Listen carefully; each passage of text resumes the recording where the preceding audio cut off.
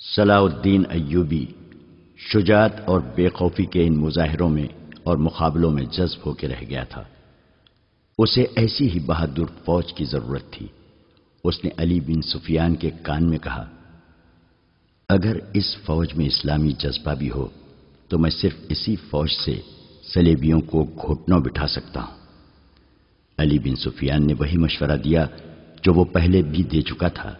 اس نے کہا کہ اگر ناجی سے کمان لے لی جائے تو جذبہ بھی پیدا ہو جائے گا، مگر صلاح الدین ایوبی ناجی جیسے ذہین اور تجربے کار سالار کو سبکدوش کرنے کی بجائے سدھار کر راہ حق پر لانا چاہتا تھا۔ وہ اس جشن میں اپنی آنکھوں یہی دیکھنے آیا تھا کہ یہ فوج کردار کے لحاظ سے کیسی ہے۔ اسے ناجی کی اس درخواست سے ہی مایوسی ہو گئی تھی کہ اس کے سپاہی اور کمانڈر شراب پینا چاہتے ہیں اور ناچ گانا بھی ہوگا۔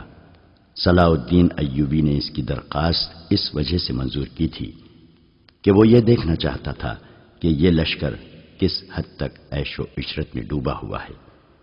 بہادری، شہ سواری اور تیغ زنی وغیرہ کے مظاہروں اور مقابلوں میں تو یہ فوج عسکری اور جنگی معیار پر پوری اترتی تھی، مگر کھانے کا وقت آیا تو یہ فوج بدتمیزیوں اور ہنگامہ پرور لوگوں کا بے قابو ہجوم بن گئی۔ کھانے کا انتظام وسیع و عریض میدان میں کیا گیا تھا۔ ایک طرف فوج کے کم و بیش 2000 آدمیوں کے لیے کھانا چنا گیا تھا، اور ان سے ذرا دور صلاح الدین ایوبی اور دیگر بڑے مہمانوں کے کھانے کا انتظام تھا۔ سینکڑوں سالم دمبے اور بکرے، اونٹوں کے سالم رانے اور ہزاروں مرغ روسٹ کیے گئے تھے۔ دیگر لوازمات کا کوئی شمار نہ تھا، اور سپاہیوں کے سامنے شراب کے چھوٹے چھوٹے مشکیزیں اور سراہیاں رکھ دی گئی تھیں۔ سپاہی کھانے اور شراب پر ٹوٹ پڑے، گٹاگٹ شراب چڑھانے لگے اور معرکہ آرائی ہونے لگی۔ صلاح الدین ایوبی یہ منظر دیکھ رہا تھا اور خاموش تھا۔ اس کے چہرے پر کوئی ایسا تاثر نہیں تھا جو یہ ظاہر کرتا کہ وہ کیا سوچ رہا ہے۔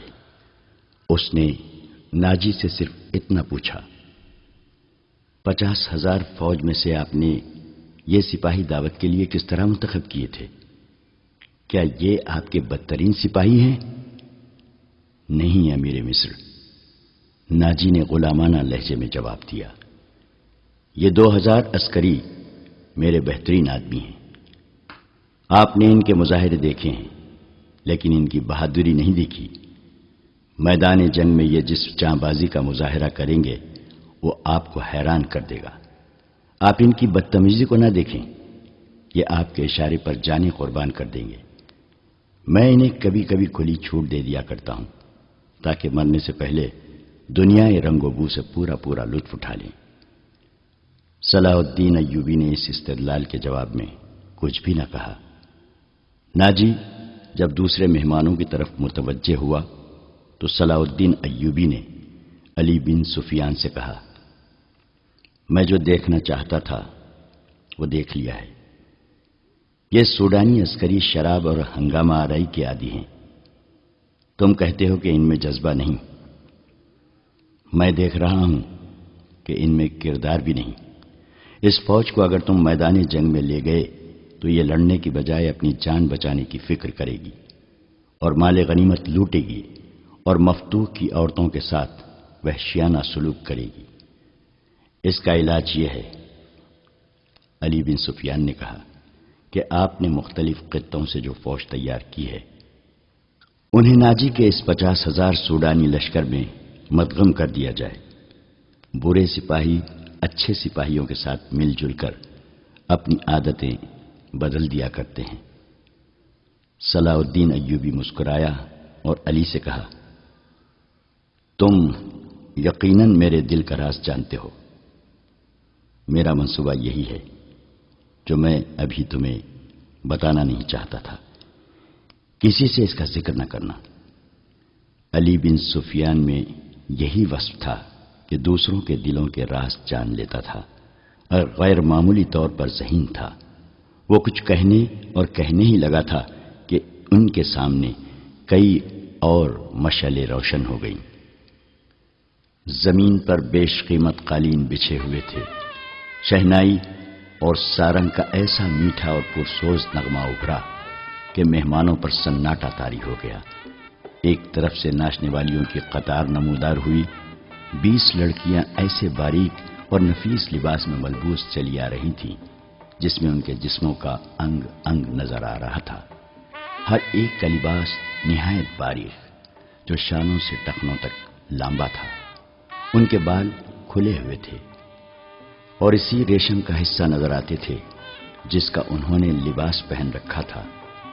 صحرا کی ہلکی ہلکی ہوا سے اور لڑکیوں کی چال سے یہ ڈھیلا ڈھالا لباس ہلتا تھا تو یوں لگتا تھا جیسے پھولدار پودوں کی ڈالیاں فضا میں تیر رہی ہوں۔ ہر ایک کے لباس کا رنگ جدا تھا، ہر ایک کی شکل و صورت ایک دوسری سے مختلف تھی، لیکن حسن اور جسم کی لچک میں سب ایک جیسی تھی۔ ان کے مرمری بازو اوریاں تھے، وہ چلتی آ رہی تھیں لیکن قدم اٹھتے نظر نہیں آتے تھے۔ وہ ہوا کی لہروں کی مانند آ رہی تھی۔ وہ نیم دائرے میں ہو کر رک گئیں۔ صلاح الدین ایوبی کی طرف منہ کر کے تعظیم کے لیے جھکی۔ سازندوں نے ان ریشمی بالوں اور جسموں کے جادو میں تلسم پیدا کر دیا۔ 2 سیاہ فام دیو ہے کلہفشی جن کی کمر کے گرد چیتوں کی کھالیں تھیں، ایک بڑا سا ٹوکرا اٹھائے تیز تیز قدم چلتے نظر آئے اور ٹوکرا لڑکیوں کے نیم دائرے کے سامنے رکھ دیا۔ ساز سپیروں کی بین کی دھن بجانے لگے۔ حفشی مست سانڈوں کی طرح پھونکارتے غائب ہو گئے۔ ٹوکرے میں سے ایک بہت بڑی کلی اوپر کو اٹھی اور پھول کی طرح کھل گئی۔ اس پھول میں سے ایک لڑکی کا چہرہ نمودار ہوا اور پھر وہ اوپر کو اٹھنے لگی۔ یوں لگتا تھا جیسے سرخ بادلوں میں سے چاند نکل رہا ہو۔ یہ لڑکی اس دنیا کی معلوم نہیں ہوتی تھی، اس کی مسکراہٹ بھی عرضی نہیں تھی، اس کے بالوں کی چمک بھی مصر کی کسی لڑکی کی چمک سے نہیں ملتی تھی، اور جب لڑکی نے پھول کی چوڑی پتیوں میں سے باہر قدم رکھا تو اس کے جسم کی لچک نے تماشائیوں کو مسحور کر لیا۔ علی بن سفیان نے صلاح الدین ایوبی کی طرف دیکھا، اس کے ہونٹوں پر مسکراہٹ تھی۔ صلاح الدین ایوبی نے مسکرا کر ان کی کان میں کہا، مجھے توقع نہیں تھی کہ یہ اتنی خوبصورت ہوگی۔ ناجی نے صلاح الدین ایوبی کے پاس آ کر کہا، امیر مصر کا اقبال بلند ہو، اس لڑکی کا نام زکوئی ہے، اسے میں نے آپ کی خاطر سکندریہ سے بلایا ہے۔ یہ پیشہ ور رقاصہ نہیں اور یہ عصمت فروش بھی نہیں، رقص سے اسے پیار ہے، شوخیہ ناچتی ہے، کسی محفل میں نہیں جاتی۔ میں اس کے باپ کو جانتا ہوں، ساحل پر مچھلیوں کا کاروبار کرتا ہے۔ یہ لڑکی آپ کی عقیدت مند ہے، آپ کو پیغمبر مانتی ہے۔ میں اتفاق سے اس کے گھر اس کے باپ سے ملنے گیا تو اس لڑکی نے استدعا کی کہ سنا ہے صلاح الدین ایوبی امیر مصر بن کے آئے ہیں، خدا کے نام پر مجھے ان سے ملوا دو۔ میرے پاس اپنی جان اور رقص کے سوا کچھ بھی نہیں جو میں اس عظیم ہستی کے قدموں میں پیش کروں۔ قابل صد اہتمام امیر، میں نے آپ سے رقص و سرور کی اجازت اسی لیے مانگی تھی کہ اس لڑکی کو میں آپ کے حضور پیش کرنا چاہتا تھا۔ آپ نے اسے بتایا تھا کہ میں اپنے سامنے کسی لڑکی کو رقص اور اوریانی کی حالت میں نہیں دیکھ سکتا۔ صلاح الدین ایوبی نے کہا، یہ لڑکیاں جنہیں آپ ملبوس لائے ہیں بالکل ننگی ہیں۔ عالی مقام، ناجی نے کھسیانہ ہو کے جواب دیا، میں نے بتایا تھا کہ امیر مصر رقص کو ناپسند فرماتے ہیں، لیکن یہ کہتی تھی کہ وہ میرا رقص پسند کریں گے کیونکہ میرے رقص میں دعوت گناہ نہیں، یہ ایک باعصمت لڑکی کا رقص ہوگا۔ میں ایوبی کے حضور اپنا جسم نہیں اپنا فن پیش کروں گی۔ اگر میں مرد ہوتی تو ایوبی کی جان کی حفاظت کے لیے اس کے محافظ دستے میں شامل ہو جاتی۔ آپ کہنا کیا چاہتے ہیں؟ صلاح الدین ایوبی نے پوچھا۔ میں اس لڑکی کو اپنے پاس بلا کر اسے خراج تحسین پیش کروں کہ تم اپنے جسم کو ہزاروں مردوں کے سامنے اوریاں کر کے بہت اچھا ناچتی ہو۔ اسے اس پر شاباش کہوں کہ اس نے مردوں کے جنسی جذبات بھڑکانے میں خوب مہارت حاصل کی ہے؟ نہیں امیر مصر، ناجی نے کہا، میں اسے اس وعدے پر یہاں لایا ہوں کہ آپ اسے شرف باریابی بخشیں گے۔ یہ بڑی دور سے اسی امید پر آئی ہے۔ ذرا دیکھیے اسے، اس کے رقص میں پیشہ ورانہ تاثر نہیں، خوش سپردگی ہے۔ دیکھیے آپ کو کیسی نظروں سے دیکھ رہی ہے۔ بے شک عبادت صرف اللہ کی جاتی ہے، لیکن یہ رقص کی اداؤں سے، عقیدت سے، مخمور نگاہوں سے آپ کی عبادت کر رہی ہے۔ آپ اسے اپنے خیمے میں آنے کی اجازت دے دیں، تھوڑی سی دیر کے لیے۔ اسے مستقبل کی وہ ماں سمجھیں جس کی کوکھ سے اسلام کی پاسبانی کے لیے جاںباز جنم لیں گے۔ یہ اپنے بچوں کو بڑے فخر سے بتائے گی کہ میں نے صلاح الدین ایوبی سے تنہائی میں باتیں کرنے کا شرف حاصل کیا تھا۔ ناجی نے نہایت پراسرار الفاظ اور جذباتی لب و لہجے میں صلاح الدین ایوبی سے منوا لیا کہ یہ لڑکی جسے اس نے ایک بردہ فروش سے خریدا تھا، شریف باپ کی باعصمت بیٹی ہے۔ اس نے صلاح الدین ایوبی سے کہلوا لیا کہ اچھا اسے میرے خیمے میں بھیج دینا۔ زکوئی نہایت آہستہ آہستہ جسم کو بل دیتی اور بار بار صلاح الدین ایوبی کی طرف دیکھ کر مسکراتی تھی۔ باقی لڑکیاں اس کے گرد تتلیوں کی طرح جیسے اڑ رہی ہوں۔ یہ اچھل کود والا رقص نہیں تھا۔ مشعلوں کی روشنی میں کبھی تو یوں لگتا تھا جیسے ہلکے نیلے شفاف پانی میں جل پریاں تیر رہی ہوں۔ چاندنی کا اپنا ایک تاثر تھا۔ صلاح الدین ایوبی کے متعلق کوئی نہیں بتا سکتا کہ وہ گم سم بیٹھا کیا سوچ رہا تھا۔ ناجی کے سپاہی جو شراب پی کر ہنگامہ بپا کر رہے تھے، وہ بھی جیسے مر گئے تھے۔ زمین اور آسمان پر وجد طاری تھا۔ ناجی اپنی کامیابی پر بے حد مسرور تھا اور رات گزرتی جا رہی تھی۔ نصف شب کے بعد صلاح الدین ایوبی اس خوشنما خیمے میں داخل ہوا جو ناجی نے اس کے لیے نصب کرایا تھا۔ اندر اس نے قالین بچھا دیے تھے۔ پلنگ پر چیتے کی کھال کی مانند پلنگ پوش تھا۔ فانوس جو رکھوایا تھا اس کی ہلکی نیلی روشنی صحرا کی شفاف چاندنی کی مانند تھی اور اندر کی فضا عطر بیز تھی۔ خیمے کے اندر ریشمی پردے آویزاں تھے۔ ناجی صلاح الدین ایوبی کے ساتھ خیمے میں گیا اور پوچھا، اسے ذرا سی دیر کے لیے بھیج دوں؟ میں وعدہ خلافی سے بہت ڈرتا ہوں۔ بھیج دو، صلاح الدین ایوبی نے کہا، اور ناجی ہرن کی طرح چوکڑیاں بھرتا خیمے سے نکل گیا۔ تھوڑا ہی وقت گزرا ہوگا کہ صلاح الدین ایوبی کے محافظوں نے ایک رقاصہ کو اس خیمے کی طرف آتے دیکھا۔ خیمے کے ہر طرف مشعلیں روشن تھیں۔ روشنی کا یہ انتظام علی بن سفیان نے کرایا تھا تاکہ رات کے وقت محافظ گرد و پیش کو اچھی طرح سے دیکھ سکیں۔ رقاصہ قریب آئی تو انہوں نے اسے پہچان لیا۔ انہوں نے اسے رقص میں دیکھا تھا۔ یہ وہی لڑکی تھی جو ٹوکرے میں سے نکلی تھی۔ وہ زکوئی تھی۔ وہ رقص کے لباس میں تھی۔ یہ لباس توبہ شکن تھا۔ اس میں وہ اریاں تھی۔ محافظوں کے کمانڈر نے اسے روک لیا۔ زکوئی نے اسے بتایا اسے امیر مصر صلاح الدین ایوبی نے بلایا ہے۔ کمانڈر نے اسے بتایا کہ یہ ان امیروں میں سے نہیں جو تم جیسی فاحشہ لڑکیوں کے ساتھ راتیں گزارتے ہوں۔ آپ ان سے پوچھ لیں، زکوئی نے کہا۔ میں بن بلائے آنے کی جرت نہیں کر سکتی۔ ان کا بلاوا تمہیں کس طرح ملا تھا؟ کمانڈر نے پوچھا۔ سالار ناجی نے کہا ہے کہ تمہیں امیر مصر بلاتے ہیں، زکوئی نے کہا۔ آپ کہتے ہیں تو میں واپس چلی جاتی ہوں۔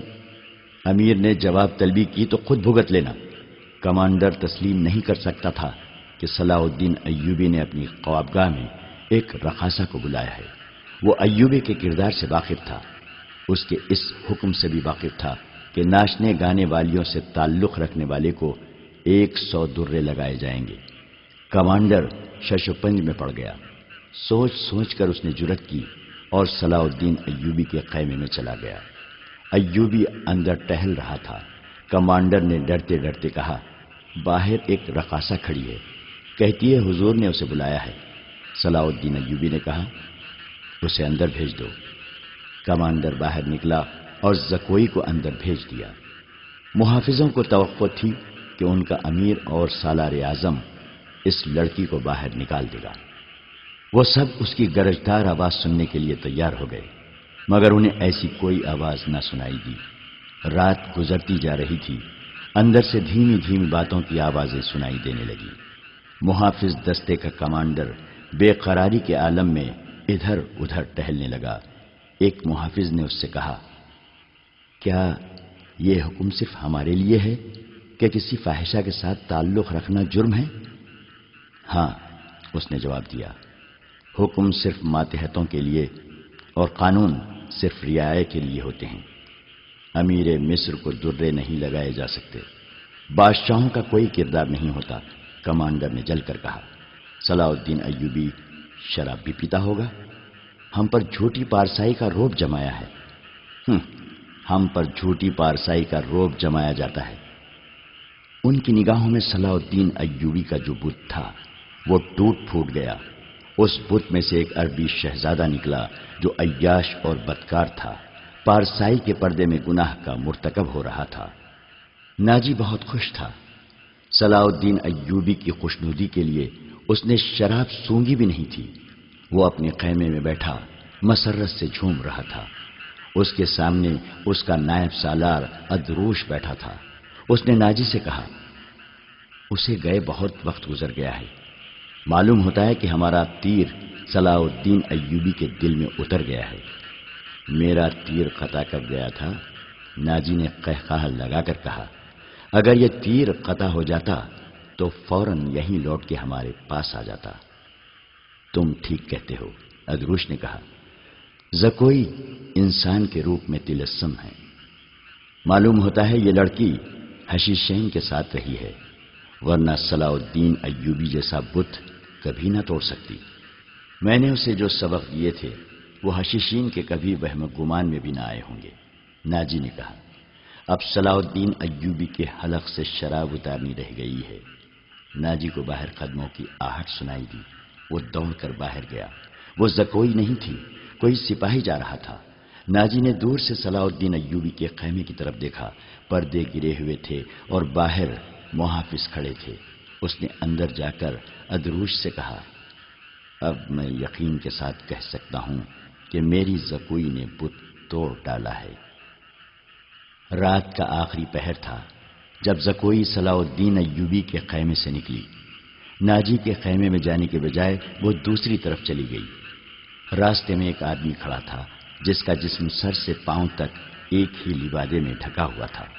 اس نے دھیمی سی آواز میں زکوئی کو پکارا۔ وہ اس آدمی کے پاس چلی گئی۔ وہ آدمی اسے ایک خیمے میں لے گیا۔ بہت دیر بعد اس خیمے سے نکلی اور ناجی کے خیمے کا رخ کر لیا۔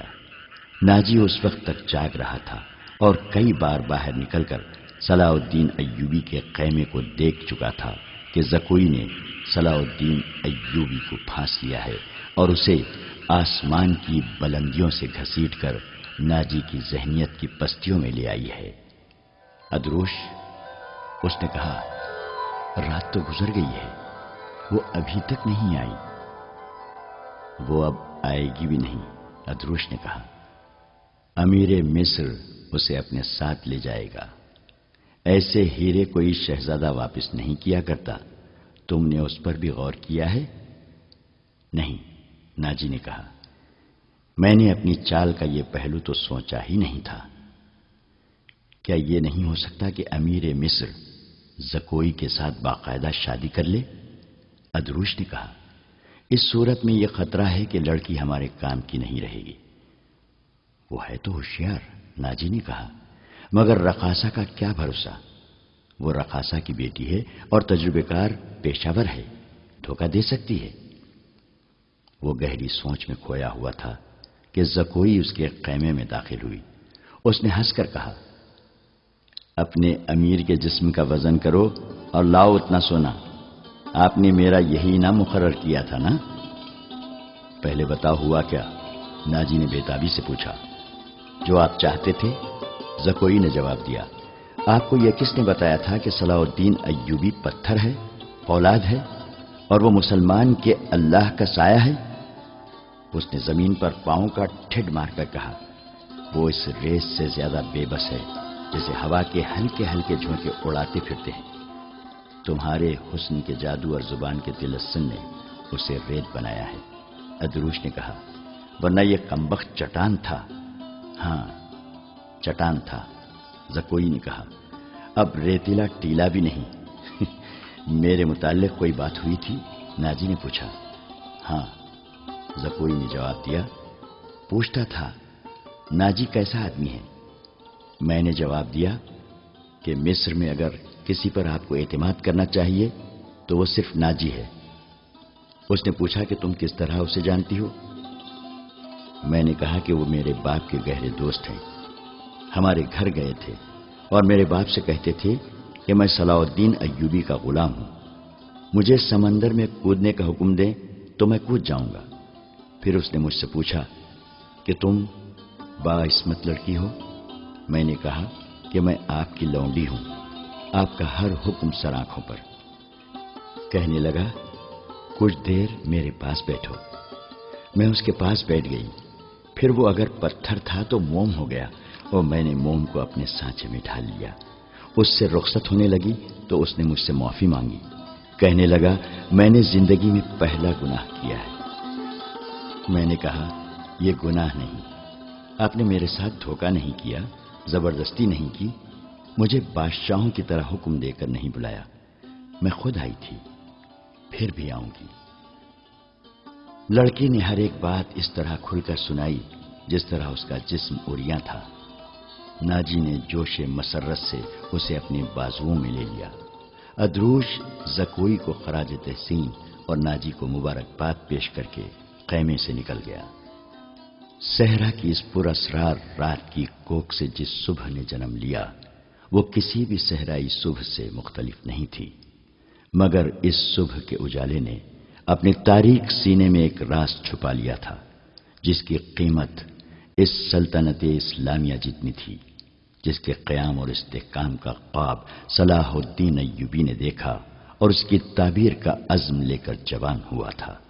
گزشتہ رات اس صحرا میں جو واقعہ ہوا اس کے دو پہلو تھے، ایک پہلو سے صرف ناجی اور ادروش واقف تھے، دوسرے پہلو سے صلاح الدین ایوبی کا محافظ دستہ واقف تھا، اور صلاح الدین ایوبی، اس کا سراغ رساں اور جاسوس علی بن سفیان اور زکوئی، تین ایسے افراد تھے جو اس واقعے کے دونوں پہلوؤں سے واقف تھے۔ صلاح الدین ایوبی اور اس کے اسٹاف کو ناجی نے نہایت شان و شوکت اور عقیدت مندی سے رخصت کیا۔ سوڈانی فوج دو رویہ کھڑی صلاح الدین زندہ باد کے نعرے لگا رہی تھی۔ صلاح الدین ایوبی نے نعروں کے جواب میں بازو لہرانے، مسکرانے اور دیگر تکلفات کی پرواہ نہ کی۔ ناجی سے ہاتھ ملایا، اپنے گھوڑے کو ایڑ لگا دی، اس کے پیچھے اس کے محافظوں اور دیگر سٹاف کو بھی گھوڑے دوڑانے پڑے۔ اپنے مرکزی دفتر میں پہنچ کر وہ علی بن سفیان اور اپنے ایک نائب کو اندر لے گیا اور دروازہ اندر سے بند کر لیا۔ وہ سارا دن کمرے میں بند رہے۔ سورج غروب ہوا، رات تاریک ہو گئی، کمرے کے اندر کھانا تو درکنار، پانی بھی نہیں گیا۔ رات قاسی گزر چکی تھی جب تینوں باہر نکلے اور اپنے اپنے گھروں کو روانہ ہوئے۔ علی بن سفیان ان سے الگ ہوا تو محافظوں کے دستے کے کمانڈر نے اسے روک لیا اور کہا، محترم، ہمارا فرض ہے کہ ہم حکم مانیں اور زبان بند رکھیں، لیکن میرے دستے میں ایک مایوسی اور بے اطمینانی پیدا ہو گئی ہے، خود میں بھی اس کا شکار ہو رہا ہوں۔ کیسی مایوسی؟ محافظ کہتے ہیں کہ ایک فوج کو شراب پینے کی اجازت ہے تو ہمیں اس سے کیوں منع کیا گیا ہے؟ کمانڈر نے کہا، اگر آپ میری شکایت کو گستاخی سمجھے تو سزا دیں، لیکن میری شکایت سن لیں۔ ہم اپنے امیر کو خدا کا برگزیدہ انسان سمجھتے تھے اور اس پر دل و جان سے فدا تھے، مگر رات اس کے خیمے میں ایک رقاصہ گئی تھی۔ علی بن سفیان نے اس کی بات پوری کرتے ہوئے کہا، تم نے کوئی گستاخی نہیں کی، گناہ امیر کرے یا غریب، سزا میں کوئی فرق نہیں، گناہ بہرحال گناہ ہے۔ میں تمہیں یقین دلاتا ہوں کہ رقاصہ اور امیر مصر کی خفیہ ملاقات کے ساتھ گناہ کا کوئی تعلق نہیں تھا۔ یہ کیا تھا ابھی نہیں بتاؤں گا، آہستہ آہستہ وقت گزرنے کے ساتھ ساتھ تم سب کو معلوم ہو جائے گا کہ رات کیا ہوا تھا۔ اس نے کمانڈر کے کندھے پر ہاتھ رکھ کر کہا، میری بات غور سے سنو عامر بن صالح، تم پرانے عسکری ہو، اچھی طرح جانتے ہو کہ فوج اور فوج کے سربراہوں کے کچھ راز ہوتے ہیں جن کی حفاظت ہم سب کا فرض ہے۔ رقاصہ اور امیر مصر کے خیمے میں جانا بھی ایک راز ہے۔ اپنے جابازوں کو کسی شک میں نہ پڑنے دو اور کسی سے ذکر تک نہ ہو کہ رات کیا ہوا تھا۔ علی بن سفیان کی قابلیت اور کارناموں سے یہ کمانڈر آگاہ تھا، مطمئن ہو گیا اور اس نے اپنے دستے کے شکوک رفع کر دیے۔ اگلے روز صلاح الدین ایوبی دوپہر کا کھانا کھا رہا تھا کہ اس سے اطلاع دی گئی کہ ناجی ملنے آیا ہے۔ صلاح الدین ایوبی کھانے سے فارغ ہو کر ناجی سے ملا۔ ناجی کا چہرہ بتا رہا تھا کہ گھبرایا ہوا ہے اور غصے میں بھی ہے۔ اس نے ہکلانے کے لہجے میں کہا، قابل صد احترام امیر، کیا یہ حکم آپ نے جاری کیا ہے کہ سوڈانی محافظ فوج کی 50,000 نفری مصر کی اس فوج میں مدغم کر دی جائے جو حال ہی میں تیار ہوئی ہے؟ ہاں ناجی، صلاح الدین ایوبی نے تحمل سے جواب دیا۔ میں نے کل سارا دن اور رات کا کچھ حصہ صرف کر کے اور بڑی گہری سوچ و بچار کے بعد یہ فیصلہ تحریر کیا ہے کہ جس فوج کے تم سالار ہو اسے مصر کی فوج میں اس طرح مدغم کر دیا جائے کہ ہر دستے میں سوڈانیوں کی نفری صرف 10% ہو، اور تمہیں یہ حکم بھی مل چکا ہوگا کہ تم اب اس فوج کے سالار نہیں ہوگے، تم فوج کے مرکزی دفتر میں آ جاؤ گے۔ عالی مقام، ناجی نے کہا، مجھے کس جرم کی سزا دی جا رہی ہے؟ اگر تمہیں یہ فیصلہ پسند نہیں تو فوج سے الگ ہو جاؤ۔ صلاح الدین ایوبی نے کہا، معلوم ہوتا ہے میرے خلاف سازش کی گئی ہے۔ ناجی نے کہا، آپ کے بلند دماغ اور گہری نظر کو چھان بین کر لینی چاہیے۔ مرکز میں میرے بہت سے دشمن ہیں۔ میرے دوست صلاح الدین ایوبی نے کہا، میں نے یہ فیصلہ صرف اس لیے کیا ہے کہ میری انتظامیہ اور فوج سے سازشوں کا خطرہ ہمیشہ کے لیے نکل جائے، اور میں نے یہ فیصلہ اس لیے کیا ہے کہ فوج میں کسی کا عہدہ کتنا ہی اونچا کیوں نہ ہو اور کوئی کتنا ہی ادنا کیوں نہ ہو، وہ شراب نہ پیے، ہلڑ بازی نہ کرے اور فوجی جشنوں میں ناچ گانے نہ ہوں۔ لیکن علی جاں، ناجی نے کہا، میں نے حضور سے اجازت لے لی تھی، اور میں نے شراب اور ناچ گانے کی اجازت صرف اس لیے دی تھی کہ اس فوج کو اس کی اصل حالت میں دیکھ سکوں جسے تم ملت اسلامیہ کی فوج کہتے ہو۔ میں 50,000 نفری کو برطرف نہیں کر سکتا۔ مصری فوج میں سے اسے مدغم کر کے اس کے کردار کو سدھار دوں گا۔ اور یہ بھی سن لو کہ ہم میں کوئی مصری، سوڈانی، شامی اور عجمی نہیں ہے، ہم مسلمان ہیں، ہمارا جھنڈا ایک اور مذہب ایک ہے۔ امیر عالی مرتبت نے یہ تو سوچا ہوتا کہ میری حیثیت کیا رہ جائے گی جس کے تم اہل ہو۔ صلاح الدین ایوبی نے کہا، اپنے ماضی پر خود ہی نگاہ ڈالو، ضروری نہیں کہ اپنی کارستانیوں کی داستان مجھ سے سنو، فوراً واپس ہو جاؤ، اپنی فوج کی نفری، سامان، جانوروں، سامان خورد و نوش وغیرہ کے کاغذات تیار کر کے میرے نائب کے حوالے کر دو۔ 7 دن کے اندر میرے حکم کی تعمیل مکمل ہو جائے۔ ناجی نے کچھ کہنا چاہا لیکن صلاح الدین ایوبی ملاقات کے کمرے سے نکل گیا۔ یہ بات ناجی کے خفیہ حرم میں بھی پہنچ گئی تھی کہ زکوئی کو امیر مصر نے رات بھر کا شرف باریابی بخشا ہے۔ زکوئی کے خلاف حسد کی آگ پہلے ہی پھیلی ہوئی تھی۔ اسے آئے ابھی بہت تھوڑا عرصہ گزرا تھا، لیکن ناجی پہلے روز سے ہی اسے اپنے ساتھ رکھنے لگا تھا۔ اسے ذرا سی دیر کے لیے بھی اپنے اس حرم میں جانے نہ دیتا تھا جہاں اس کی دل پسند ناچنے والی جوان لڑکیاں رہتی تھیں۔ زکوئی کو اس نے الگ کمرہ دیا تھا۔ انہیں یہ تو معلوم نہ تھا کہ ناجی اسے صلاح الدین ایوبی کو موم کرنے کی ٹریننگ دے رہا ہے اور وہ کسی بہت بڑے تقریبی منصوبے پر کام کر رہا ہے۔ یہ رقاصائیں یہ دیکھ کر جل بھن گئی تھیں کہ زکوئی نے ناجی پر قبضہ کر لیا ہے اور اس کے دل میں ان کے خلاف نفرت پیدا کر دی ہے۔ حرم کی 2 لڑکیاں زکوئی کو ٹھکانے لگانے کی سوچتی رہتی تھیں۔ اب انہوں نے دیکھا کہ زکوئی کو امیر مصر نے بھی اتنا پسند کیا ہے کہ اسے رات بھر اپنے خیمے میں رکھا ہے، تو وہ پاگل سی ہو گئی۔ اسے ٹھکانے لگانے کا واحد طریقہ قتل تھا۔ قتل کے 2 ہی طریقے ہو سکتے تھے، زہر یا کرائے کا قاتل جو اسے سوتے میں قتل کرائے۔ دونوں طریقے ممکن نہیں تھے کیونکہ زکوئی باہر نہیں نکلتی تھی اور زہر دینے کے لیے اس تک رسائی نہیں ہو سکتی تھی۔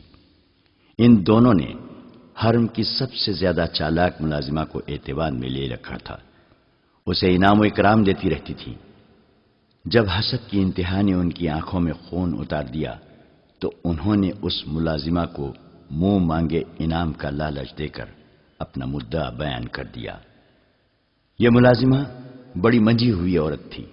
اس نے کہا کہ سالار کی رہائش گاہ میں جا کر زکوئی کو زہر دینا ممکن نہیں ہے، موقع محل دیکھ کر اسے خنجر سے قتل کیا جا سکتا ہے، اس کے لیے وقت چاہیے۔ اس نے وعدہ کیا کہ وہ زکوئی کی نقل و حرکت پر نظر رکھے گی، ہو سکتا ہے کہ کوئی موقع جلدی نکل آئے۔ اس جرائم پیشہ عورت نے یہ بھی کہا کہ اگر کوئی موقع نہ نکلا تو حشیشین کی مدد حاصل کی جائے گی، مگر وہ معاوضہ بہت زیادہ لیتے ہیں۔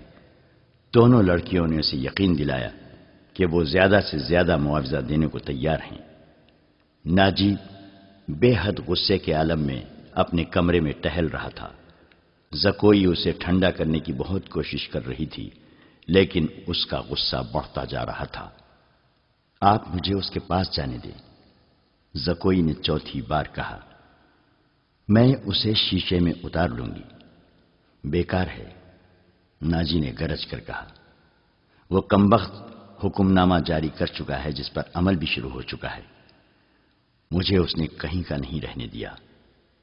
اس پر تمہارا جادو نہیں چل سکا۔ مجھے معلوم ہے کہ میرے خلاف یہ سازش کرنے والے لوگ کون ہیں۔ وہ میری ابھرتی ہوئی حیثیت سے حسد کرتے ہیں۔ میں امیر مصر بننے والا تھا، میں نے یہاں کے حکمرانوں پر حکومت کی ہے، حالانکہ میں معمولی سا سالار تھا۔ اب میں سالار بھی نہیں رہا۔ اس نے دربان کو اندر بلا کر کہا، ادروش کو بلا لائے۔ اس کا ہمراز اور نائب ادروش آیا تو ناجی نے اس کے ساتھ بھی اسی موضوع پر بات کی۔ اسے وہ کوئی نئی خبر نہیں سنا رہا تھا۔ ادروش کے ساتھ وہ صلاح الدین ایوبی کے نئے حکم نامے پر تفصیلی تبادلہ خیال کر چکا تھا، مگر دونوں اس کے خلاف کوئی کارروائی سوچ نہیں سکے تھے۔ اب اس کے دماغ میں ایک کارروائی آ گئی تھی۔ اس نے ادروش سے کہا، میں نے جوابی کارروائی سوچ لی ہے۔ کیا؟ بغاوت، ناجی نے کہا۔ ادروش چپ چاپ اسے دیکھتا رہا۔ ناجی نے کہا، تم حیران ہو گئے ہو؟ کیا تمہیں شک ہے کہ یہ 50,000 سوڈانی فوج ہماری وفادار نہیں؟ کیا یہ صلاح الدین ایوبی کی نسبت مجھے اور تمہیں اپنا حاکم اور بحیقہ نہیں سمجھتی؟ کیا تم اپنی فوج کو یہ کہہ کر بغاوت پر آمادہ نہیں کر سکتے کہ تمہیں مصریوں کا غلام بنایا جا رہا ہے اور مصر تمہارا ہے؟ ادروش نے گہری سانس لے کر کہا، میں نے اس اقدام پر غور نہیں کیا تھا۔ بغاوت کا انتظام ایک اشارے پر ہو سکتا ہے، لیکن مصر کی نئی فوج بغاوت کو دبا سکتی ہے اور اس فوج کو کمک بھی مل سکتی ہے۔ حکومت سے ٹکر لینے سے پہلے ہمیں ہر پہلو پر غور کر لینا چاہیے۔ میں غور کر چکا ہوں، ناجی نے جواب دیا۔ میں عیسائی بادشاہوں کو مدد کے لیے بلا رہا ہوں۔ تم 2 پیامبر تیار کر دو، انہیں بہت دور جانا ہے۔ آؤ میری باتیں غور سے سن لو۔ زکوئی، تم اپنے کمرے میں چلی جاؤ۔ زکوئی اپنے کمرے میں چلی گئی اور وہ دونوں ساری رات اپنے کمرے میں بیٹھے رہے۔ صلاح الدین ایوبی نے دونوں فوجوں کو مدغم کرنے کا وقت 7 روز مقرر کیا تھا۔ کاغذی کارروائی ہوتی رہی، ناجی پوری طرح تعاون کرتا رہا۔ 4 روز گزر چکے تھے۔ اس دوران ناجی ایک بار پھر صلاح الدین ایوبی سے ملا، لیکن اس نے کوئی شکایت نہ کی۔ تفصیلی رپورٹ دے کر صلاح الدین ایوبی کو مطمئن کر دیا کہ 7ویں روز دونوں فوجیں ایک ہو جائیں گی۔ صلاح الدین ایوبی کے نائبین نے بھی اسے یقین دلایا کہ ناجی دیانتداری سے تعاون کر رہا ہے، مگر علی بن سفیان کی رپورٹ کسی حد تک پریشان کن تھی۔ اس کی انٹیلیجنس سروس نے رپورٹ دی تھی کہ سوڈانی فوج کے سپاہیوں میں بے اطمینانی اور ابتری سی پائی جاتی ہے۔ وہ مصری فوج میں مدغم ہونے پر خوش نہیں۔ ان کے درمیان یہ افواہیں پھیلائی جا رہی تھی کہ مصری فوج میں مدغم ہو کر ان کی حیثیت غلاموں کی سی ہو جائے گی، انہیں مال غنیمت بھی نہیں ملے گا اور ان سے بار برداری کا کام لیا جائے گا، اور سب سے بڑی بات یہ ہے کہ انہیں شراب نوشی کی اجازت نہیں ہوگی۔ علی بن سفیان نے یہ رپورٹیں صلاح الدین ایوبی تک پہنچا دی۔ ایوبی نے اسے کہا کہ یہ لوگ طویل مدت سے عیش کر رہے ہیں، انہیں نئی تبدیلی یقیناً پسند نہیں آئے گی۔ مجھے امید ہے کہ وہ نئے حالات اور ماحول کے عادی ہو جائیں گے۔ اس لڑکی سے ملاقات ہوئی یا نہیں؟ صلاح الدین ایوبی نے پوچھا۔ نہیں، علی نے جواب دیا، اس سے ملاقات ممکن نظر نہیں آتی۔ میرے آدمی ناکام ہو چکے ہیں، ناجی نے اسے قید کر رکھا ہے۔ اس سے اگلی رات کا واقعہ ہے۔ رات ابھی ابھی تاریک ہوئی تھی۔ زکوئی اپنے کمرے میں تھی، ناجی ادروش کے ساتھ اپنے کمرے میں تھا۔ اسے گھوڑوں کے قدموں کی آوازیں سنائی دی۔ اس نے پردہ ہٹا کر دیکھا، باہر کے چراغوں کی روشنی میں اسے 2 گھوڑ سوار گھوڑوں سے اترتے دکھائی دیے۔ لباس سے وہ تاجر معلوم ہوتے تھے، لیکن وہ گھوڑوں سے اتر کر ناجی کے کمرے کی طرف چلے تو ان کی چال بتاتی تھی کہ یہ تاجر نہیں۔ اتنے میں ادروش باہر نکلا۔ دونوں سوار اسے دیکھ کر رک گئے اور ادروش کو سپاہیوں کے انداز سے سلام کیا۔ ادروش نے ان کے گرد گھوم کر ان کے لباس کا جائزہ لیا، پھر انہیں کہا کہ ہتھیار دکھاؤ۔ دونوں نے پھرتی سے چوغے کھولے اور ہتھیار دکھائے۔ ان کے پاس چھوٹی تلواریں اور ایک خنجر تھا۔ ادروش انہیں اندر لے گیا۔ دربان ایک طرف کھڑا تھا۔ زکوئی گہری سوچ میں کھو گئی۔ وہ کمرے سے نکلی اور ناجی کے کمرے کا رخ کیا، مگر دربان نے اسے دروازے پر روک لیا اور کہا کہ اسے حکم ملا ہے کہ کسی کو اندر نہ جانے دوں۔ زکوئی کو وہاں ایسی حیثیت حاصل ہو گئی تھی کہ وہ کمانڈروں پر بھی حکم چلانے لگی تھی۔ دربان کے روکنے سے بھی وہ سمجھ گئی کہ کوئی خاص بات ہے۔ اسے یاد آیا کہ 2 راتیں پہلے ناجی نے اس کی موجودگی میں ادروش سے کہا تھا، میں عیسائی بادشاہوں کو مدد کے لیے بلا رہا ہوں، تم 2 پیامبر تیار کرو، انہیں بہت دور جانا ہے۔ اور پھر اس نے زکوئی کو اپنے کمرے میں چلے جانے کو کہا تھا، اور اس نے بغاوت کی باتیں بھی کی تھیں۔ یہ سب کچھ سوچ کر وہ اپنے کمرے میں واپس چلی گئی۔ اس کے اور ناجی کے خاص کمرے کے درمیان ایک دروازہ تھا جو دوسری طرف سے بند تھا۔ اس نے اسی دروازے کے ساتھ کان لگا دیے۔ ادھر کی آوازیں دھیمی تھیں، اسے کوئی بات سمجھ نہ آئی۔ کچھ دیر بعد اسے ناجی کی بڑی صاف آواز سنائی دی۔ اس نے کہا، آبادیوں سے دور رہنا، اگر کوئی شک و پکڑنے کی کوشش کرے تو تم سب سے پہلے یہ پیغام غائب کرنا، جان پر کھیل جانا، جو بھی راستے میں حائل ہو اسے ختم کر دینا۔ تمہارا سفر 4 دنوں کا ہے، 3 دنوں میں پہنچنے کی کوشش کرنا۔ سمت یاد کر لو، شمال مشرق۔ دونوں آدمی باہر نکلے۔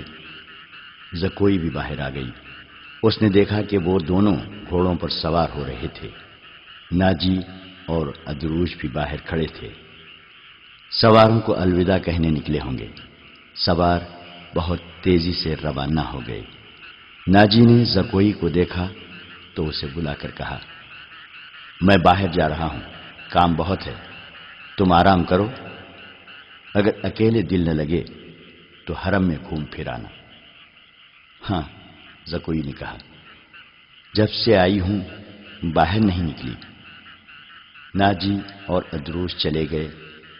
زکوئی نے چوغا پہنا، کمر بند میں خنجر رکھا اور حرم کی طرف چل پڑی۔ وہ جگہ چند 100 گز دور تھی۔ وہ ناجی پر یہ ظاہر کرنا چاہتی تھی کہ وہ حرم میں گئی تھی۔ دربان کو بھی اس نے یہی بتایا۔ حرم میں داخل ہوئی تو وہاں کی رہنے والیوں نے اسے حیران ہو کے دیکھا۔ وہ پہلی دفعہ وہاں گئی تھی۔ سب نے اس کا استقبال احترام اور پیار سے کیا۔ ان 2 لڑکیوں نے بھی اسے خوش آمدید کہا جو اسے قتل کرانا چاہتی تھی۔ زکوئی سب سے ملی، ہر ایک کے ساتھ باتیں کی اور واپس چل پڑی۔ وہ ملازمہ بھی وہیں تھی جسے اس کے قتل کے لیے رکھا گیا تھا۔ اس نے زکوئی کو بڑی غور سے دیکھا۔ زکوئی باہر نکل گئی۔ حرم والے مکان اور ناجی کی رہائش گاہ کا درمیانی علاقہ اونچا نیچا تھا اور ویران۔ زکوئی حرم سے نکلی تو ناجی کی رہائش گاہ کی طرف جانے کی بجائے بہت تیز تیز دوسری سمت چل پڑی۔ ادھر ایک پگڈنڈی بھی تھی، لیکن زکوئی اس سے ذرا دور ہٹ کر جا رہی تھی۔ اس سے 15-20 قدم پیچھے ایک سیاہ سایہ چلا جا رہا تھا۔ وہ کوئی انسان ہی ہو سکتا تھا، مگر سر سے پاؤں تک ایک لبادے میں لپٹا ہونے کی وجہ سے سیاہ بھوت لگتا تھا۔ زکوئی کی رفتار تیز ہوئی تو اس بھوت نے اپنی رفتار اس سے بھی تیز کر دی۔ آگے گھنی جھاڑیاں تھیں، زکوئی ان میں روپوش ہو گئی۔ سیاہ بھوت بھی جھاڑیوں میں غائب ہو گیا۔ وہاں سے کوئی 250-300 گز آگے صلاح الدین ایوبی کی رہائش گاہ تھی، جس کے ارد گرد فوج کے اعلیٰ رتبوں کے افراد رہتے تھے۔ زکوئی کا رخ ادھر ہی تھا۔ وہ گھنی جھاڑیوں میں سے نکلی ہی تھی کہ بائیں طرف سے سیاہ بھوت اٹھا۔ چاندنی بڑی صاف تھی، پھر بھی اس کا چہرہ نظر نہیں آتا تھا۔ اس کے پاؤں کی آہٹ بھی نہیں تھی۔ بھوت کا ہاتھ اوپر اٹھا، چاندنی میں خنجر چمکا اور بجلی کی تیزی سے خنجر زکوئی کے بائیں کندھے اور گردن کے درمیان اتر گیا۔ زکوئی کی چیخ نہیں نکلی، خنجر اس کے کندھے سے نکل گیا۔ زکوئی نے اتنا گہرا زخم کھا کر بھی نہایت تیزی سے اپنے کمر بند سے خنجر نکالا۔ بھوت نے اس پر دوسرا وار کیا تو زکوئی نے اس کے خنجر والے بازو کو اپنے بازو سے روک کر اپنا خنجر بھوت کے سینے میں گھونٹ دیا۔ اسے چیخ سنائی دی جو کسی عورت کی تھی۔ زکوئی نے اپنا خنجر کھینچ کر دوسرا وار کیا جو بھوت کے پیٹ میں اتر گیا۔ اس کے ساتھ ہی اس کے اپنے پہلو میں خنجر لگا، لیکن زیادہ گہرا نہیں اترا۔ بھوت چکرا کر گرا۔ زکوئی نے یہ نہیں دیکھا کہ اس پر حملہ کرنے والا کون تھا۔ وہ دوڑ پڑی۔ اس کے جسم سے خون بہت تیزی سے بہہ رہا تھا۔ صلاح الدین ایوبی کا مکان اسے چاندنی میں نظر آنے لگا۔ آدھا فاصلہ طے کر کے اسے چکر آنے لگے۔ اس کی رفتار سست ہونے لگی۔ اس نے چلانا شروع کر دیا، علی ایوبی، علی ایوبی۔ اس کے کپڑے لال سرخ ہو گئے تھے اور وہ بڑی مشکل سے قدم گھسیٹ رہی تھی۔ اس کی منزل تھوڑی ہی دور رہ گئی تھی، جہاں تک پہنچنا اس کے لیے ممکن نظر نہیں آتا تھا۔ وہ مسلسل صلاح الدین ایوبی اور علی بن سفیان کو پکارے جا رہی تھی۔ قریب کہیں ایک گشتی سنتری پھر رہا تھا۔ اسے اس کی آوازیں سنائی دیں تو وہ دوڑ کر پہنچا۔ زکوئی اس پر گر پڑی اور کہا، مجھے امیر مصر تک پہنچا دو، بہت جلدی، بہت جلدی۔ سنتری نے اس کا خون دیکھا تو اسے پیٹھ پر لاد کر دوڑ پڑا۔ صلاح الدین ایوبی اپنے کمرے میں بیٹھا علی بن سفیان سے رپورٹ دے رہا تھا۔ اس کے 2 نائب بھی موجود تھے۔ یہ رپورٹیں کچھ اچھی نہیں تھیں۔ علی بن سفیان نے بغاوت کے خدشے کا اظہار کیا تھا جس پر غور ہو رہا تھا۔ دربان گھبراہٹ کے عالم میں اندر آیا اور بتایا کہ ایک سپاہی ایک زخمی لڑکی کو اٹھائے باہر کھڑا ہے، کہتا ہے یہ لڑکی امیر مصر سے ملنا چاہتی ہے۔ یہ سنتے ہی علی بن سفیان کمان سے نکلے ہوئے تیر کی طرح کمرے سے نکل گیا۔ اس کے پیچھے صلاح الدین ایوبی دوڑ پڑا۔ اتنے میں لڑکی کو اندر لے آئے۔ صلاح الدین ایوبی نے کہا، طبیب اور جراح کو فوراً بلاؤ۔ لڑکی کو صلاح الدین ایوبی نے اپنے پلنگ پر لٹا دیا۔ ذرا سی دیر میں پلنگ پوش خون سے لال ہونے لگا۔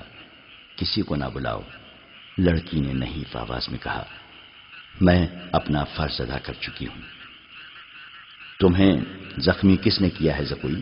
علی بن سفیان نے پوچھا۔ پہلے ضروری باتیں سن لو، زکوئی نے کہا۔ شمال مشرق کی طرف سوار دوڑا دو۔ 2 سوار جاتے نظر آئیں گے۔ دونوں کے چوغے بادامی رنگ کے ہیں۔ ایک کا گھوڑا بادامی اور دوسرے کا سیاہ ہے۔ وہ تاجر لگتے ہیں۔ ان کے پاس سالار ناجی کا تحریری پیغام ہے جو عیسائی بادشاہ فرینک کو بھیجا گیا ہے۔ ناجی کی یہ سورانی فوج بغاوت کرے گی۔ مجھے اور کچھ بھی نہیں معلوم۔ تمہاری سلطنت سخت خطرے میں ہے۔ ان 2 سواروں کو راستے میں پکڑ لو، تفصیل ان کے پاس ہے۔ بولتے بولتے زکوئی کو غشی آنے لگی۔ 2 طبیب آ گئے۔ انہوں نے زکوئی کا خون بند کرنے کی کوششیں شروع کر دی۔ اس کے منہ میں دوائیاں ڈالی جن کے اثر سے وہ بولنے کے قابل ہو گئی۔ وہ ضروری پیغام دے چکی تھی۔ اس کے بعد اس نے دوسری ساری باتیں سنائیں، مثلا ناجی نے ادروش کے ساتھ کیا باتیں کی تھیں، اسے کس طرح اپنے کمرے میں بھیج دیا گیا تھا، ناجی کا غصہ اور بھاگ دوڑ، 2 سواروں کا آنا وغیرہ۔ پھر اس نے بتایا کہ اسے کچھ علم نہیں کہ اس پر حملہ کرنے والا کون تھا۔ وہ موقع موضوع دیکھ کر ادھر ہی رپورٹ دینے کے لیے آ رہی تھی کہ پیچھے سے کسی نے اسے خنجر گھونپ دیا۔ اس نے اپنا خنجر نکال کر حملہ آور پر حملہ کیا۔ حملہ آور کی چیخ بتاتی تھی کہ وہ کوئی عورت ہے۔ اس نے حملے کی جگہ بتائی۔ اسی وقت اس جگہ آدمی دوڑا دیے گئے۔ زکوئی نے کہا تھا کہ وہ زندہ نہیں ہو سکتی۔ اس کے خنجر اس کے سینے اور پیٹ میں لگے تھے۔ خون رک نہیں رہا تھا۔ زیادہ تر خون تو پہلے ہی بہہ گیا تھا۔ زکوئی نے صلاح الدین ایوبی کا ہاتھ پکڑا اور چوم کر کہا، اللہ آپ کو اور آپ کی سلطنت کو سلامت رکھے۔ آپ شکست نہیں کھا سکتے۔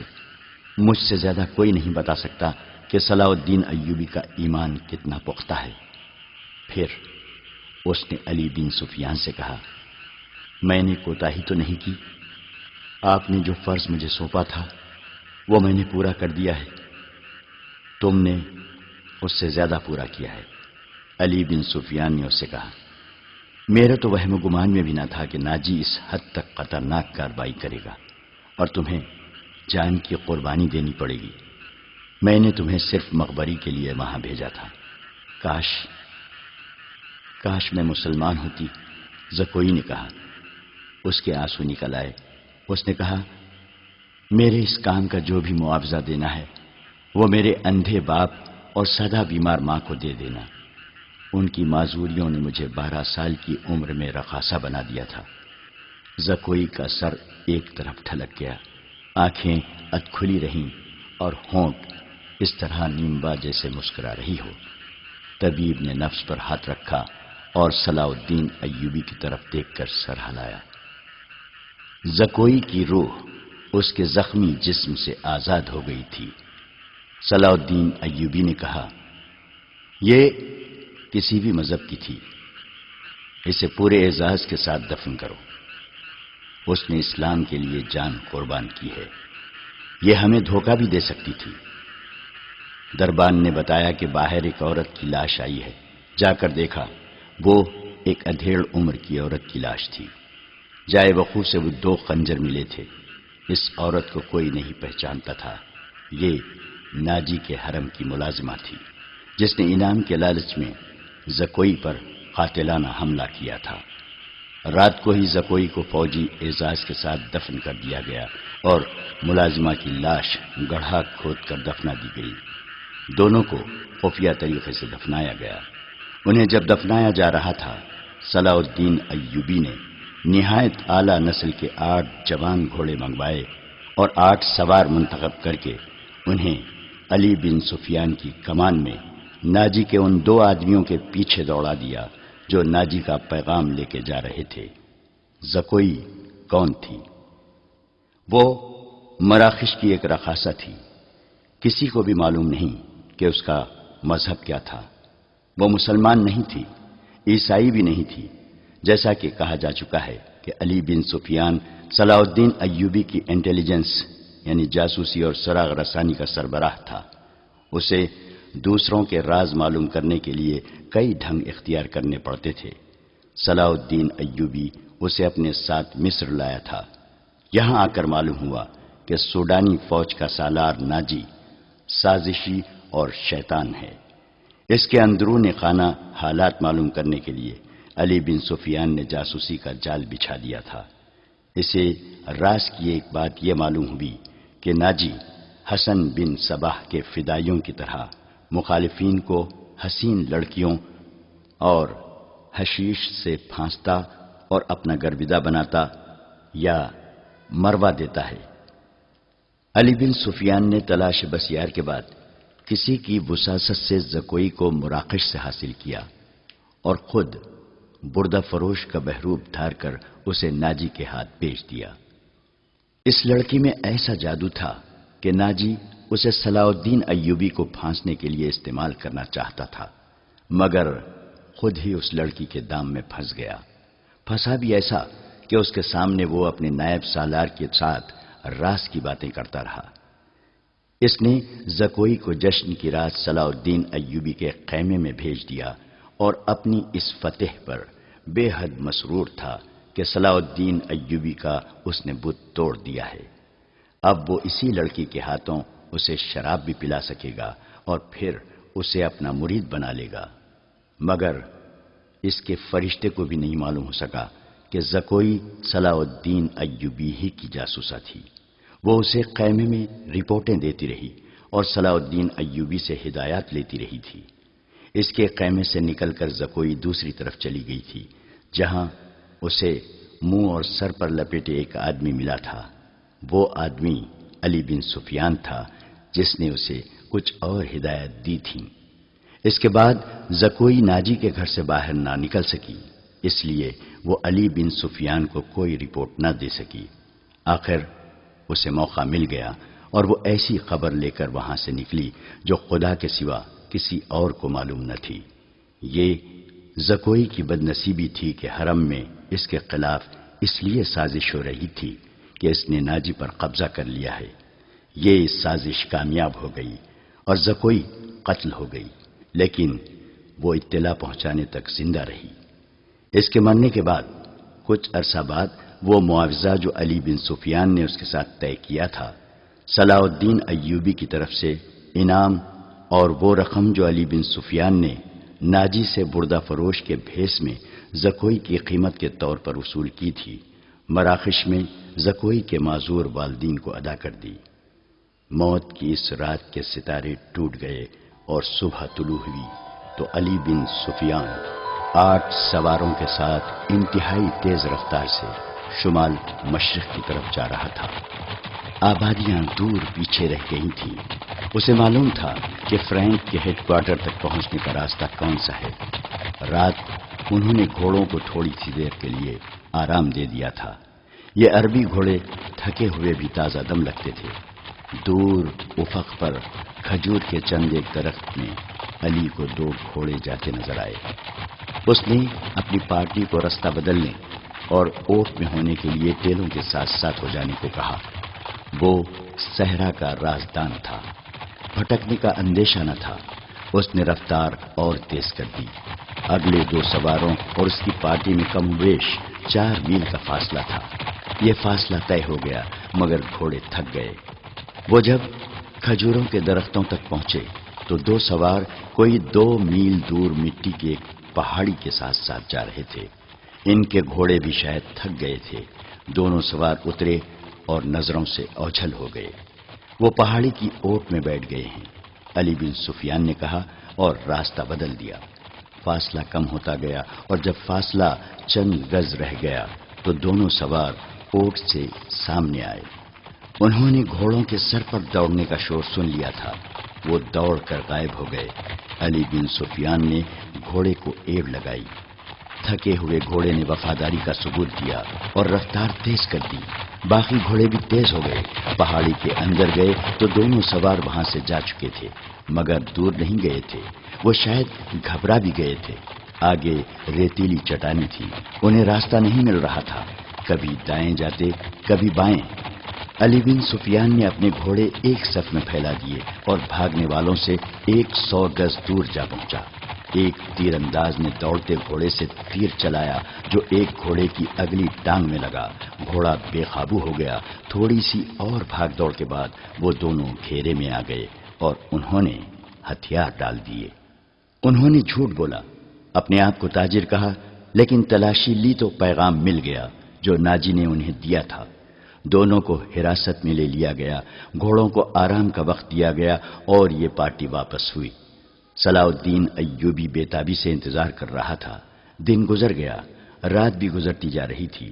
آدھی رات گزر گئی، ایوبی لیٹ گیا اور اس کی آنکھ لگ گئی۔ سحر کے وقت دروازے پر ہلکی سی دستک سے اس کی آنکھ کھل گئی۔ دوڑ کر دروازہ کھولا، علی بن سفیان کھڑا تھا، اس کے پیچھے اس کے 8 سوار اور 2 قیدی کھڑے تھے۔ علی اور قیدیوں کو صلاح الدین ایوبی نے سونے کے کمرے میں ہی بلا لیا اور علی سے ناجی کا پیغام لے کر پڑھنے لگا۔ پہلے تو اس کے چہرے کا رنگ پیلا پڑ گیا، پھر جیسے ایک لخت خون جوش مار کر اس کے چہرے اور آنکھوں میں چڑھ گیا ہو۔ ناجی کا پیغام خاصا طویل تھا۔ اس نے صلیبیوں کے ایک بادشاہ فرینک کو لکھا تھا کہ وہ فلاں دن اور فلاں وقت یونانیوں، رومیوں اور دیگر صلیبیوں کی بحریہ سے بحر روم کی طرف سے مصر میں فوجیں اتار کر حملہ کر دے۔ حملے کی اطلاع ملتے ہی 50,000 سوڈانی فوج امیر مصر کے خلاف بغاوت کر دے گی۔ مصر کی نئی فوج حملے اور بغاوت کا بیک وقت مقابلہ کرنے کے قابل نہیں۔ اس کے عوض ناجی نے تمام تر مصر یا مصر کے بڑے حصے کی حکمرانی کی شرط پیش کی تھی۔ صلاح الدین ایوبی نے پیغام لے جانے والے دونوں سواروں کو طے خانے کی قید میں ڈال دیا اور اسی وقت اپنی نئی فوج کا دستہ بھیج کر ناجی اور اس کے 3 نائبین کو ان کے مکانوں میں نظر بند کر کے پہرا لگا دیا۔ ناجی کے حرم کی تمام عورتیں آزاد کر دی گئیں۔ اس کے ذاتی خزانے کو سرکاری خزانے میں ڈال دیا گیا اور ساری کارروائی خفیہ رکھی گئی۔ صلاح الدین ایوبی نے علی بن سفیان کی مدد سے ناجی کے اس خط میں جو پکڑ لیا گیا تھا، حملے کی تاریخ کو مٹا کر اگلی تاریخ لکھ دی۔ 2 ذہین آدمیوں کو یہ پیغام دے کر شاہ فرینک کی طرف روانہ کر دیا گیا۔ ان آدمیوں کو یہ ظاہر کرنا تھا کہ وہ ناجی کے پیامبر ہیں۔ انہیں روانہ کر کے اس سوڈانی فوج کو مصری فوج میں مدغم کرنے کا حکم روک لیا۔ 8ویں روز پیامبر واپس آ گئے۔ وہ ناجی کا پیغام دے آئے اور فرینک کا جواب ناجی کے نام لے آئے تھے۔ فرینک نے لکھا تھا کہ حملے کی تاریخ سے 2 دن پہلے سوڈانی فوج بغاوت کر دے تاکہ صلاح الدین ایوبی کو صلیبیوں کا حملہ روکنے کی ہوش ہی نہ رہے۔ علی بن سفیان نے صلاح الدین ایوبی کی اجازت سے ان 2 پیامبروں کو نظر بند کر دیا۔ یہ باعزت نظر بندی تھی جس میں ان دونوں کے آرام اور بہترین خوراک وغیرہ کا خصوصی انتظام کیا گیا تھا۔ یہ ایک احتیاطی تدبیر تھی تاکہ یہ راز فاش نہ ہو جائے۔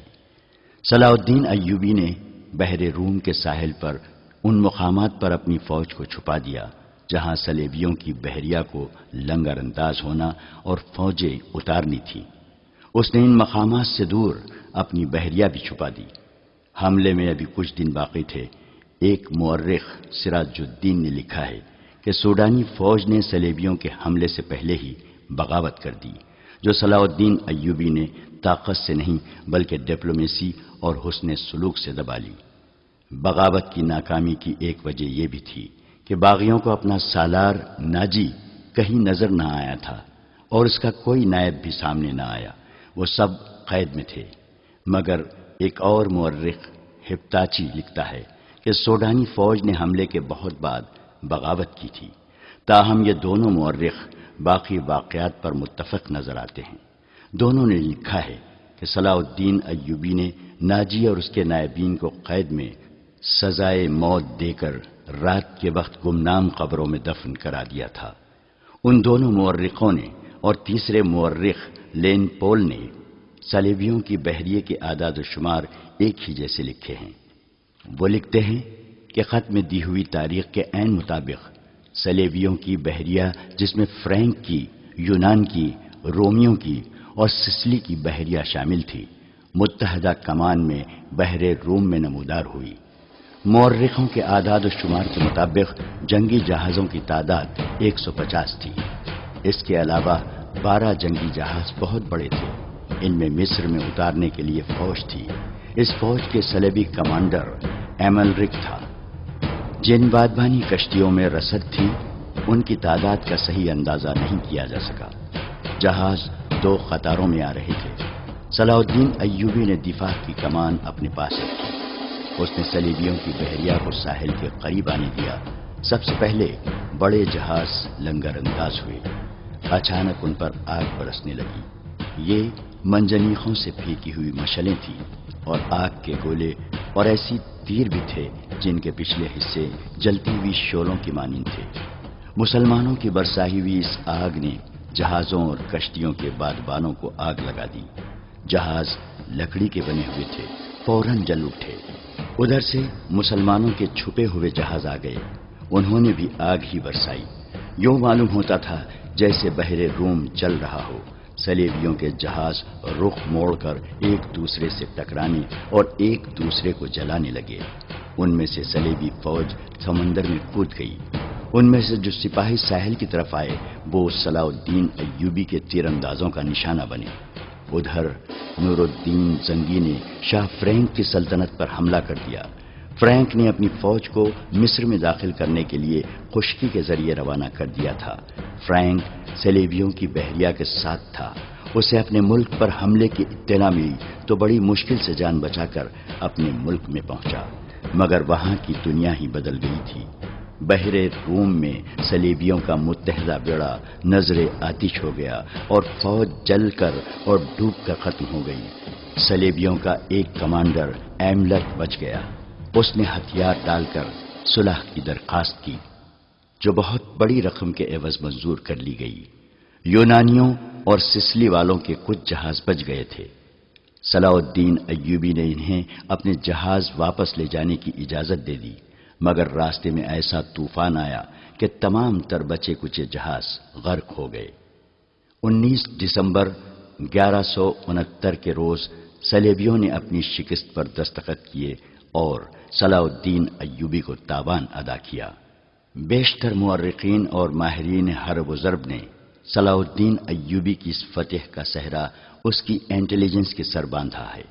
رقاصہ زکوئی کا ذکر اس دور کے ایک مراکشی واقع نگار اسد الاسدی نے کیا ہے، اور علی بن سفیان کا تعارف بھی اسی واقع نگار کی تحریر سے ہوا ہے۔ یہ تو ابتدا تھی۔ صلاح الدین ایوبی کی زندگی پہلے سے زیادہ خطروں میں گھر گئی۔